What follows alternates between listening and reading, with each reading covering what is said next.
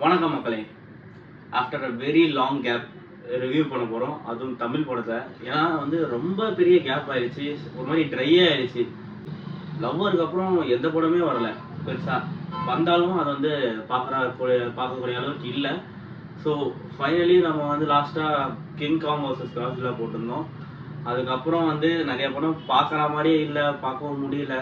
சரி, இந்த வாரம் 2 படம் வந்திருக்கு. என் ஃப்ரெண்டு கூட கூப்பிட்டான், வாடா கோட் லைஃப் போகலாம், அப்போ பார்க்க முடியல, இப்போயாவது பார்க்கலான்ட்டு. இல்லைடா, தமிழ் படம் 2 வந்திருக்கு, பார்த்துட்டு என்னன்னு நம்ம எந்த ஸ்டேஜில் இருக்குது தமிழ் சினிமா அப்படின்னு நான் பார்த்து, அதுக்கப்புறம் நான் நிறைய படம் வரும் அப்படின்ற ஒரு ஹோப் இருக்கா, இல்லை இந்த படம் நல்லா இருக்கா, இது கொஞ்ச நாள் ஓடுமா அப்படின்லாம் பார்க்கணும் அப்படின்றதுக்காக இந்த படத்தை போய் பார்த்தேன்.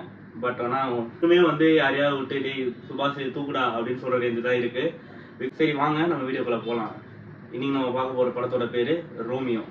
விஜய் ஆண்டனி, மிர்னாலினி ரவி, அதுக்கப்புறம் யோகி பாபு, விடிவி கணேஷ், இளவரசு, அப்புறம் தலைவாசல் விஜய், இவங்க இந்த மாதிரி நிறைய பேர் நடிச்சிருக்காங்க இந்த படத்துக்குள்ள.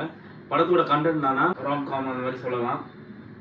பட் ஆனால் படத்தோட மெயின் கதை என்ன, ஒரு ஒன்லைன் மாதிரி சொல்லணும்னு பார்த்தீங்கன்னா, விஜய் ஆண்டனி தன்னோட குடும்ப கஷ்டத்துக்காக வெளிநாட்டில் போய் கஷ்டப்பட்டு வேலை பார்த்து கடன்லாம் அடைச்சு திருப்பி வராரு. வீட்டில் இருக்கிறவங்க கல்யாணம் பண்ணிக்கணும்னு ஃபோர்ஸ் பண்ணுறாங்க. பட் ஆனால் அவருக்கு 35 வயசு ஆயிடுச்சு. 35 வயசில் நான் லவ் பண்ணி, இந்த லவ் அட் ஃபர்ஸ்ட் டைட் அதை எனக்கு அட்டாக் ஆகணும், அப்போ தான் நான் கல்யாணம் பண்ணிப்பேன், அந்த மாதிரி ஒரு பொண்ணுக்காக நான் வெயிட் பண்ணிட்டு இருக்கேன் 35 இயர்ஸா அப்படின்னு சொல்கிறாரு. ஸோ அந்த மாதிரி தேடிட்டு இருக்கும்போது தான் ஹீரோயின் கல்ல போடுறாங்க. அதுக்கப்புறம் ஹீரோயின் வீட்டில் அப்ரோச் பண்ணுறாங்க, கல்யாணம் ஆகுது. பட் ஆனால் ஹீரோயினுக்கு வேற ஒரு கோல்ஸ்லாம் இருக்குது. அது விஜய் ஆண்டனி தெரிஞ்சுக்கிட்டு என்ன பண்ணுறாரு, ஹீரோயின் அவங்களோட கோல்ஸ் அச்சீவ் பண்ண முடியுதா, அதுக்கு விஜய் ஆண்டனி என்ன பண்ணுறாரு, இதெல்லாம் தான் கதையாக இருக்குது. ஸோ கடைசியில் இவங்கெல்லாம் எப்படி ஒன்று சேர்றாங்களா, பிரிகிறாங்களா, இல்லை என்ன மாதிரியான விஷயங்கள் நடக்குது, இதெல்லாம் தான் படத்தில் இருக்கிற விஷயம். படத்தில் இருக்கிற பெரிய மிஸ்டேக் என்னென்னா விஜய் ஆண்டனியோட கேரக்டரைசேஷன் தான். ஏன்னா அவர் சொல்கிறாரு, நம்ம லவ் பண்ணணும், கல்யாணம்ன்றது சும்மா இல்லை, வீட்டில் பார்த்து வச்சு லவ் பண்ணுறதுலாம் லவ் கிடையாது, நம்ம லவ் பண்ணுற பொண்ணை கல்யாணம் பண்ணுறது தான் மாசு அப்படின்றாரு. பட் ஆனால் இவர் லவ் பண்ணுற பொண்ணு, அந்த பொண்ணு இவர் லவ் பண்ணணும் அப்படின்ற விஷயம் அவருக்கு கிடையாது. நான் லவ் பண்ணுறேன், என்கிட்ட காசு இருக்குது, அப்போ அந்த பொண்ணு வீட்டில் கஷ்டமாக தான் நான் போய் காசு கொடுத்து ஹெல்ப் பண்ணுவேன். ஸோ நான் அந்த பொண்ணு எனக்கு பொண்ணு கொடுத்துருவான், நான் கல்யாணம் பண்ணிட்டு நான் அப்புறம் அந்த பொண்ணு ஸ்டாக் பண்ணிட்டு இருப்பேன். கல்யாணத்துக்கு அப்புறம் எப்படி ஸ்டாக் பண்ணுறோம் அப்படின்றது தான் இந்த படத்தோட மெயினான பிளாட்டே. மனுஷன் பேசும்போது ஆஹா என்னோட இவ்வளோ ஓப்பன் மைண்டடாக இருக்காப்புல அப்படின்றலாம் தோணும். ஒரு நாள் நடந்துக்கிறது எல்லாமே பின்னோக்கி தான் இருக்கும். ஏன்னா அந்த பொண்ணுக்கு என்ன ஆசைன்னு கேட்க மாட்டாரு. அந்த பொண்ணு ஆசைன்னு ஒன்று இருக்கும், அது தெரிஞ்சுக்கிட்டு நான் பாரு உனக்கு இந்த மாதிரிலாம் ஹெல்ப் பண்ணும் அப்படின்னு டார்ச்சர் தான் பண்ணுவார். பட் ஆனால் அது ரொம்ப நல்ல விஷயமா அப்படி காமிச்சிருப்பாங்க, ஹீரோ விஷனில் காமிச்சிருப்பாங்க நமக்கு. பட் ஆனால் அது யோசிச்சு பார்த்தீங்கன்னா, நீ ஜஸ்ட் மூவ் ஆன், அந்த பொண்ணுக்கிட்ட நீ மூவ் ஆன் பண்ணியிருந்தாலே இந்த படம் இங்கே எப்பயோ முடிஞ்சிட்டு இருக்கும், நம்மளும் ரிலீஃப் ஆயிருக்கலாம். ஏன் இதை சொல்கிறேன்னா ஃபர்ஸ்ட் ஹாஃப்ல ஒரு புது கத்தி வாங்கி நல்லா தீத்தி கழுத்தில் வச்சு அருன்னு அறுக்குறாங்க.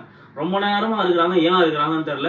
ஆனால் வலிக்குது, நம்மளால் நவரவும் முடியல, ஏன்னா காசு கொடுத்துட்டோம் பார்த்து தான் ஆகணும் அப்படின்ற ஒரு கட்டாயத்தில் உட்காந்துட்டே இருக்க வேண்டியதாக இருக்குது. ஃபர்ஸ்ட் ஹாஃப்ல அவ்வளோ அருவை, 1.5 மணி நேரம் தான் ஃபர்ஸ்ட் ஹாஃப். ஆனால் அது உட்கார முடியல. 2 கப்பல்ஸ்லாம் இதை ஓட்டாங்க, இதெல்லாம் பார்த்தா நம்மளுக்குள்ள நம்ம ரிலேஷன்ஷிப் ஏதாவது டேமேஜ் ஆகிடும், போலாம் எழுந்து போயிட்டாங்க. செகண்ட் ஹாஃப் பார்த்தீங்கன்னா ஓகே, கொஞ்சம் அப்படியே கொஞ்ச நேரம் கை பிடிச்சிக்கிட்டா சுபாஷ் அப்படின்ற ரேஞ்சில் தான் இருந்தே தவிர, second half first half compare பண்ணும்போது கொஞ்சம் காமிக்கலாக அப்படி இப்படி போனதுனால கொஞ்சம் பார்க்குற மாதிரி இருந்தது. பட் ஆனால் கருத்து ரீதியாகவே இந்த படத்தில் நிறைய பிரச்சனை இருக்குது, ரைட்டிங்கில் நிறைய வீக்னஸ் இருக்குது. ஒரு விஷயத்த சொல்ல வராங்க, ஆனால் அதை அவங்களே ஃபாலோ பண்ண மாட்டேங்கிறாங்க அப்படின்றதெல்லாம் நிறைய ரைட்டிங் ரொம்ப வீக்காக இருந்தது. மெயினாக ரொம்ப எனக்கு சர்ப்ரைசிங்காக இருந்ததுன்னா, விஜய் ஆண்டனி ஒரு பாட்டுக்கு டான்ஸ் ஆடிந்தாரு. அது ஆனால் என்ன இந்த மனுஷன் இத்தனை நாளாக இருக்கு, அவ்வளோ டான்ஸ் ஆட தெரியாது, ஏதோ ஒரு பாட்டுக்கு டான்ஸ் ஆடிருக்காரு அப்படின்னு நீங்கள் பார்த்து ஒரு படத்தை வேஸ்ட் பண்ணீங்கன்னா, சன் மியூசிக்ல ஒரு 10 நாள் கழிச்சு அந்த பாடத்தை போடுவான்.